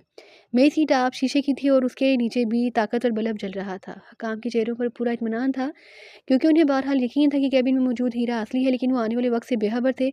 जब 6 माहिरीन अपनी अपनी नशीसों पर बैठ गए तो ठीक 10 बजे टेलीविज़न कैमरे ऑन कर दिए गए। फिर सबसे पहले सिडनी के वज़ीर दाखिला ने माइक लेकर मुख्तसर सी तकरीर की, जिसमें हीरे की हिफाजत के लिए किए गए इंतजामात पर मुख्तसर सी रोशनी डाली गई। फिर पूरे यकीन के साथ ये ऐलान किया गया कि फोर कार्नर्स का दावा 100% झूठा और गलत है, और हीरे की चोरी में नाकामी के बाद उन्होंने सिर्फ सनसनी फैलाने के लिए ये दावा कराया है। वज़ीर दाखिला के बाद इस तंजीम के सदर ने, जिन्होंने ये हीरा दरियाफ्त किया था और मजीद रिसर्च के लिए उसे नीलाम कर रहे थे, ने मुख्तसर सी तकरीर की और हीरे की तारीख बताने के साथ साथ कहा कि ये हीरा इस कदर नायाब और तारीखी है कि उसके मालिक का नाम तारीख में हमेशा जगमगाता रहेगा, और ये तंजीम मजबूरन उसे नीलाम कर रही है। उसके बाद उसके बाद हीरे की चेकिंग के असली मरहले का ऐलान कर दिया गया, और वज़ीर दाखिला ने आगे बढ़कर जेब से एक मखसूस किस्म की टार्च निकाली, जिसके सिरे पर शीशे की बजाय एक छोटा सा सुराख नज़र आ रहा था। उसने कैबिन के करीब पहुंचकर टार्च को कैबिन की तरफ किया और उसका बटन दबा दिया। टार्च में से पहले सुरख रंग की रोशनी की एक लकीर से निकलकर कैबिन के एक मखसूस हिस्से पर पड़ी, और फिर चंद लम्हों बाद उस लकीर का रंग सब्ज हो गया। उसके साथ ही वज़ीर दाखिला ने टार्च का बटन ऑफ कर दिया।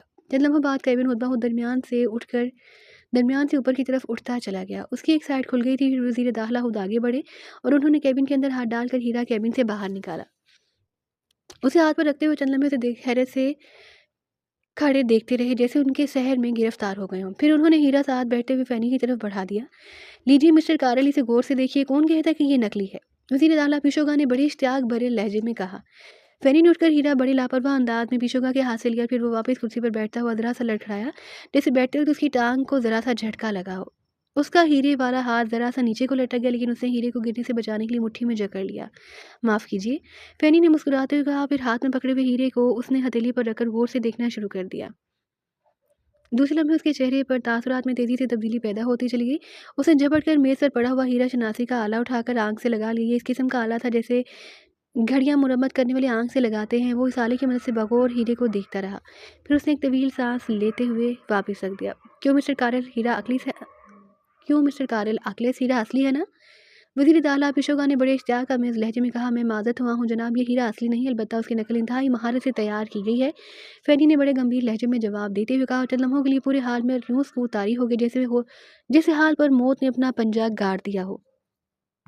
हाल ही में सिडनी के आला हकाम वज़ीर दाखिला समेत हैरत से बुत बने खड़े रह गए। उन्हें यूँ महसूस हो रहा था जैसे उनके जिस्मों से किसी ने खून निचोड़ लिया हो। कारल अकलेस के इस जवाब की तवक्का तो उन्हें ख्वाब में भी ना की थी, और फिर चंद लम्हों बाद वो सब यूँ उछले जैसे उनके पैरों तले बम फट पड़ा हो। ये कैसे हो सकता है? कैसे मुमकिन है? ये गलत है। वज़ीर दाखिला ने गुस्से की शिद्दत से बुरी तरह चीखते हुए कहा। ये मेरी राय है जनाब, यहाँ और भी माहिरीन मौजूद हैं।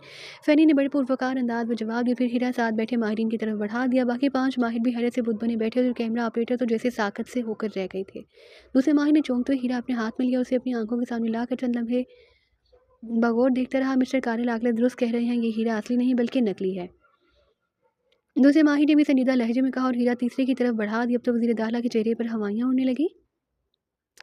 उसकी आंखें हैरत और खौफ से फटी हुई थी, और जब तमाम माहिरीन ने बेज़ुबान होकर इस बात का ऐलान कर दिया कि कैबिन से निकलने वाला हीरा नकली है, तो वज़ीर दाखिला ने हाथ हिलाकर कैमरे बंद कर दिए गए। ये कैसे हो सकता है? ये आहर कैसे हो सकता है? वज़ीर दाखिला के लहजे में शदीद झंझलाहट थी। फोर कार्नर्स अपना काम कर गए हैं जनाब, ये हीरा वाकई नकली है, एक माहिर ने जवाब दिया। फ़ैनी खामोश खड़ा था। फोर कार्नर्स तो फिर वो जादूगर ही हो सकते हैं, बहरहाल मैं उन्हें पाताल से भी निकाल लाऊंगा। वज़ीर दाखिला ने गुस्से की शिद्दत से पैर पटकते हुए कहा। अब हमें इजाज़त है जनाब। अचानक एक माहिर बोल पड़ा। हाँ, अरे हाँ, आप हजरात का तो इसमें कोई कसूर नहीं, ठीक है, आप लोग जा सकते हैं। वज़ीर दाखिला ने बौखलाए हुए लहजे में कहा। फिर हाल के दरवाजे खोल लिए गए और फ़ैनी दूसरे माहिरीन के हमरा मोहतात अंदाज में चलता हुआ हाल से बाहर आ गया। यहाँ उन्हें ले आने वाली कारें मौजूद थी। चनाचे मुसल्लफ़ फ़ौजियों की रहनुमाई में वो सब अपनी अपनी कारों में बैठे, और कारें तेज़ रफ्तारी से आगे बढ़ती चली गईं। फ़ैनी के चेहरे पर ज़बरदस्त इत्मीनान था और कामयाबी का गरूर था। वो अपने मकसद में कामयाब हो चुका था, और असली हीरा उसके बाद में बनी हुई मखसूस थैली में मौजूद था। अब वो जल्द से जल्द फ़ौजियों के पहरे से निकलना चाहता था, ताकि हीरे को पामर या अपने किसी दूसरे साथी के हवाले कर सके। इमरान एक कैफ़े में बैठा हुआ टेलीविज़न देख रहा था। कैफ़े में लोग एक दूसरे पर पढ़ रहे थे। कैफे की इंतजामिया ने टेलीविज़न पर एक ऊंचे स्टूल पर रख दिया ताकि हर शख्स आसानी से उसे देख सके। इमरान दरवाजे के करीब ही बैठा हुआ था। उसने रात ही इस बात का पता चला लिया कि मगरबी जारका से आने वाले माहिर गैर हीरा शनास मिस्टर कारेलाक्लस को यहाँ से करीब ही एक इमारत में रखा गया है। इस इमारत में सादा लिबास वाले फौजियों का पहरा था और हीरा शनासी के बाद उन्हें यहीं लाया जाएगा। इमरान के साथियों ने इस इमारत को मखसूस अंदाज में घेरे में ले रखा था। अब उन्हें सिर्फ इमरान की सिग्नल का ही इंतजार था। इमरान खामोश बैठा टेलीविज़न देख रहा था और जब कारेलाक्लस हीरा वज़ीर दाला के हाथ से लेकर लड़खड़ाया तो इमरान के लबों पर जहरीली मुस्कुराहट तैरने लगी। उसकी आंखों में चमक उभर आई थी। वो समझ गया था कि उसकी तवक्का के मुताबिक कारेलाक्लस ने बड़ी महारत से हीरा तब्दील कर दिया है। वो कारेलाक्लस के अंदाज में इस कदर महारत थी कि हीरा बदलने का तेज़ लाया अमल इमरान को भी नज़र ना आ सका। लेकिन चूंकि इमरान पहले इस बात की तवक्का रखता था इसलिए वो समझ गया कि हीरा बदल लिया गया है। फिर जब कारेलाक्लस ने हीरे के नकली होने का ऐलान किया तो पूरे कैफे में जैसे जलजला सा आ गया। हर आदमी हैरत से ना सिर्फ उछल पड़ा बल्कि उनके मुंह से चीखें सी निकल गई। अब हीरा दूसरे माहिरीन के पास था लेकिन इमरान उठकर तेजी से बाहर निकलता चला गया। उसकी कार कैफे से थोड़े ही फासले पर मौजूद थी। उसने कार में बैठकर उसे स्टार्ट किया और फिर उसकी कार वापस मुड़कर तेजी से सड़क पर भागती चली गई। उसने कारेलाक्लस को ट्रैप करने के लिए 2-3 मरहलों का इंतजाम कर रखा था। उसने कार सड़क के एक तरफ सुनसान से इलाके में जाकर दरख्तों की आड़ में छुपाई और फिर खुद कार से बाहर निकल आया। उसके बाद वो तेज़ी से चलता हुआ सड़क के किनारे बने हुए टेलीफोन बूथ के एक बड़े से स्टोन की आड़ में छुप गया। उसने वॉच ट्रांसमीटर का बटन मखसूस अंदाज में दबाया और दूसरे लम्हे घड़ी पर सुर्ख रंग का एक नुक्ता सा चमकने लगा। Hello hello Prince speaking over. Imran ने घड़ी से मुंह लगाकर बार बार फिक्रा दोहराना शुरू कर दिया। चंद लम्हों बाद ही नुक्ता रंग बदल होकर सबस हो गया। Yes Safdar attending over. Safdar होशियार रहना, मैं अपने टारगेट पर पहुंच गया हूं ओवर। इमरान ने कहा ठीक है जनाब, हम पूरी तरह होशियार हैं ओवर। सफदर ने जवाब दिया ओवर एंड ऑल। इमरान ने जवाब दिया और उसके साथ उसने विन बटन दबाकर राब्ता ख़त्म कर दिया। अब उसकी नज़र सड़क पर जमी हुई थी। इक्का दुक्का कारें आ जा रही थी लेकिन वो मखसूस कार जिसमें कारेलाक्लस को ले जाया गया था वापस ना आई थी। इमरान खामोश बैठा रहा। फिर काफ़ी देर बाद उसे दूर से मखसूस कार आती दिखाई दी। इमरान ने जेब में हाथ डाला और एक लिफाफा निकालकर उसने उसका मुंह खोला और लिफाफे को तेज़ी से सड़क पर उछाल दिया। लिफाफे में से 4 कोनवल बारीक बारीक ठोकरू सड़क पर फैलते चले गए।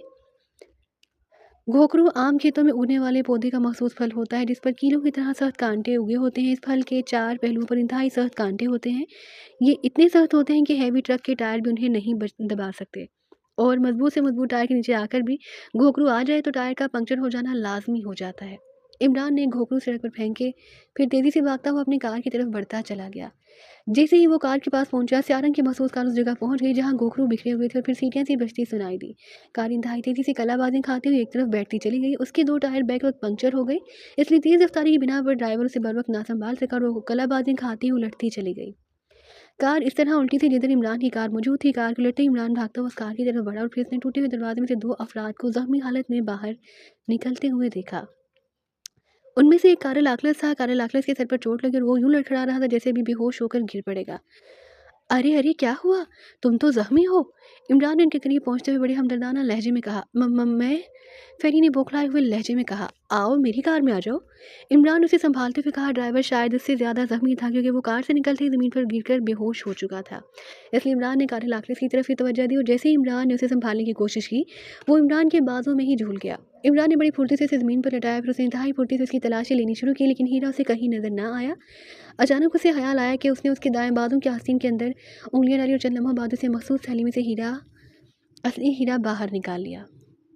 उसने इंतहाई फुर्ती से अपना हीरा अपनी जेब में डाला और अपनी जेब में से नकल निकाल कर उसने उसकी थैली में डाली। फिर वो तेज़ी से अपनी कार की तरफ बढ़ता चला गया। वो कार के करीब पहुंचकर एक लम्हे के लिए रुका। फिर उसने तेज़ी से कार आगे बढ़ाकर एक पुराने दरख्त के तने में जो नीचे से फटा हुआ था असल हीरा डाल दिया। फिर भागता हुआ सड़क पर आ गया। उसने इंतहाई तेज़ी से सड़क पर बिखरे हुए बाकी घोखरू समेटे जो तादाद में 10-12 जो उन्हें जेब में डालकर वो वापस उन दोनों की तरफ मुड़ा। अब उसने उन दोनों को बेहोश में ले आने की कोशिशें शुरू कर दी। उसी लम्हे मुखालिफ सिमतों से 2 कारें वहाँ पहुँच कर रुकी। उनमें से चंद अफराद निकल कर भागते हुए आए। इमरान और उन बेहोश अफराद की तरफ बढ़े। क्या हुआ है, क्या हादसा हो गया है, उन्होंने पूछा। जी हाँ, ये कार आते आते उलट गई और ये दोनों उससे बाहर निकले और बेहोश हो गए। इमरान ने परेशान लहजे में कहा। अरे ये तो कारेलाक्लस है, मशहूर हीरा शनास। जल्दी उठाओ उसे कार में डालो, मैं उसे अस्पताल ले जाता हूँ। एक आदमी ने चीख कर कहा और फिर 2 अफराद ने बड़ी फुर्ती से कारेलाक्लस को उठाया और तेजी से दौड़ते हुए कार की तरफ बढ़ते चले गए। इमरान ने देखा कि कारेलाक्लस की नब्ज देखने के बहाने एक ने उसके दाएं आस्तीन पर टटोला। उसके बाद ही उसे उठाने के लिए कहा। अरे अरे उसे भी ले जाओ, ये भी तो जख्मी है। इमरान ने चीखते हुए कहा। उसे ये ले जाएंगे भाई, उठाओ इसे। उसी आदमी ने दूसरी कार में से निकलने वाले से कहा जो खामोश खड़े थे। हाँ, क्यों नहीं, इनमें से एक ने कहा। फिर इमरान की मदद से उन्होंने ड्राइवर को उठाकर कार में डाला। फिर कार तेज़ी से शहर की तरफ दौड़ती चली गई। इमरान उनके जाते ही तेज़ी से अपनी कार की तरफ लपका और चंद लम्हों उसके बाद उसकी कार भी शहर की सिमत दौड़ती चली जा रही थी। उसने कार चलाने के दौरान सफदर को ट्रांसमीटर आवाज़ पर वापस जाने के लिए कहा और थोड़ी देर बाद वो वापस आ गया। उसने कार पोर्च में रोकी, फिर तेज-तेज कदम उठाता कमरे की तरफ बढ़ता चला गया। खबरदार अगर हरकत की। अचानक किसी ने इमरान की गर्दन से स्टेन गन की नाल लगाते हुए कहा और इमरान ठटक कर रुक गया। सामने कर्नल फरीदी कुर्सी पर बड़े मुतमईन अंदाज में बैठा था। उसके चेहरे पर तंजिया मुस्कुराहट थी। कमरे में 4 मशीन गनों से मुसल्लह अफराद और ज़ाहिर है उनकी मशीन गनों का रुख इमरान की तरफ ही था।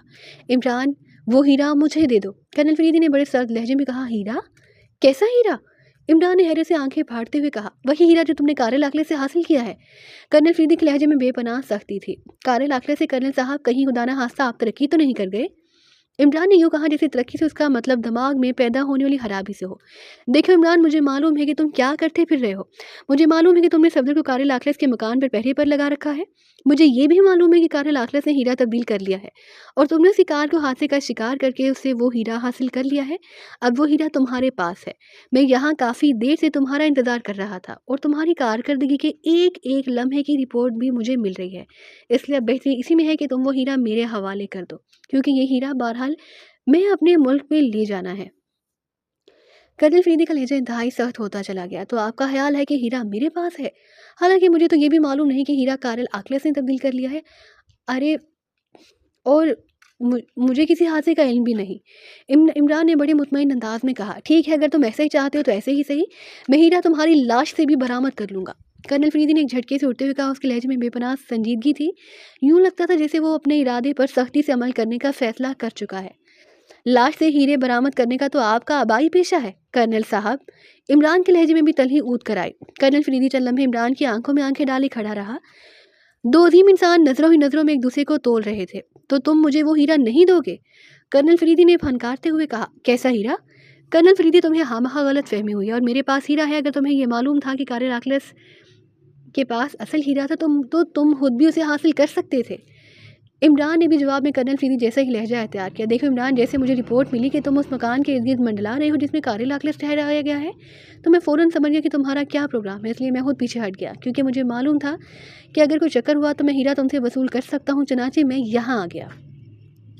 मुझे यकीन है कि हीरा तुम्हारे पास है और मैंने ये फैसला कर लिया कि उसे हर कीमत पर हासिल करूँगा, चाहे इसलिए मुझे वो काम भी करना पड़े जो मैं नहीं करना चाहता। कर्नल फरीदी ने जवाब दिया। कर्नल साहब, बहादुर वो होता है जो अपना शिकार खुद मार कर खाए। अव्वल तो मेरे पास वो हीरा नहीं, अगर होता भी सही तो मैं बहरहाल किसी कीमत पर अपना शिकार तुम्हारे हवाले ना करता। ये बात ज़हन नशीन कर लो। और ये बात तुम अच्छी तरह जानते हो कि तुम्हारी ये आदमी, ये मशीन गन्ने मुझे एक लम्हे के लिए भी बेबस नहीं कर सकती। ये और बात है कि तुम मेरे पास आकर अगर दरखास्त करते तो मैं इस जैसे 10 हीरे भी तुम्हारे हवाले कर देता, लेकिन अब ऐसा मुमकिन ही नहीं। अब तुम्हारा अब तुम्हारा जो जी चाहे कर लो। तुम्हें खुली इजाज़त है, लेकिन कोई कदम उठाने से पहले ये सोच लेना कि तुम जो कुछ भी अली इमरान के साथ करने वाले हो, वो ईंट का जवाब पत्थर से नहीं बल्कि पूरे पहाड़ से देना जानता है। इमरान ने सर्द लहजे में कहा और खामोश हो गया। क्या तुम अपनी तलाशी दे सकते हो? बेशक ले लो, लेकिन मेरे पास रकम बाकी रहने देना, वरना इस गरीबुल वतनी में मुझे परेशान होना पड़ेगा। इमरान ने इस बार नरम लहजे में कहा। ठीक है, इसका मतलब है हीरा वाकई तुम्हारे पास नहीं, लेकिन बहरहाल मैं ये हीरा हासिल कर लूँगा। ये मेरा चैलेंज है। कर्नल फरीदी ने कहा। फिर इससे पहले कि इमरान कोई जवाब देता, कमरे का दरवाज़ा खुला और 2 मशीन गन बरदार सफदर को कवर किए हुए अंदर दाखिल हुए।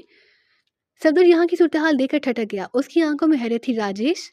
कर्नल फरीदी ने अचानक अपने एक आदमी से मुखातिब होकर कहा। यस सर, जाओ और नंबर 11 से कहो कि जहाँ कार का हादसा किया गया है उसका इर्द गिर्द का इलाका पूरी तरह छान मारे, इंच इंच जगह की तलाशी ली जाए और मुझे रिपोर्ट दो। कर्नल फरीदी ने राजेश से मुखातिब होकर तहकुमाना लहजे में कहा। बेहतर सर, राजेश ने कहा। फिर सर हिलाता हुआ तेजी से बाहर निकलता चला गया।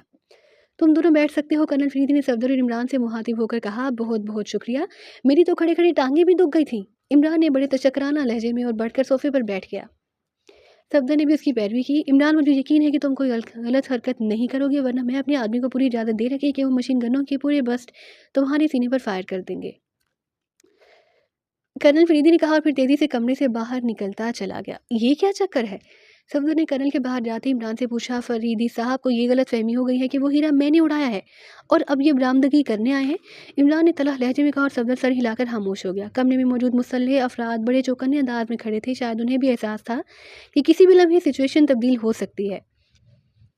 तकरीबन 10 मिनट बाद कर्नल फ़रीदी वापस कमरे में दाखिल हुआ। उसकी आंखों में उलझन के तासुरात नुमायाँ थे। सॉरी इमरान, मुझे गलतफ़हमी हुई थी। बहरहाल हीरा हासिल करके ही वापस जाऊँगा, कर्नल फ़रीदी ने स्पार्ट लहजे में कहा। फिर उसने अपने आदमियों को इशारा किया और वो सब कर्नल फ़रीदी के पीछे चलते हुए कमरे से बाहर निकलते चले गए। क्या बात हुई? सब्ज़ों ने आंखें झपकाते हुए कहा। बुरी बात हुई। कर्नल फ़रीदी का ख़्याल था कि मैंने हीरा कहीं छुपाया है, इसलिए अब मैं जब वहाँ से हीरा निकालने जाऊँगा तो मुझ पर झपट पड़ेंगे। इमरान ने बुरा-सा मुँह बनाते हुए कहा।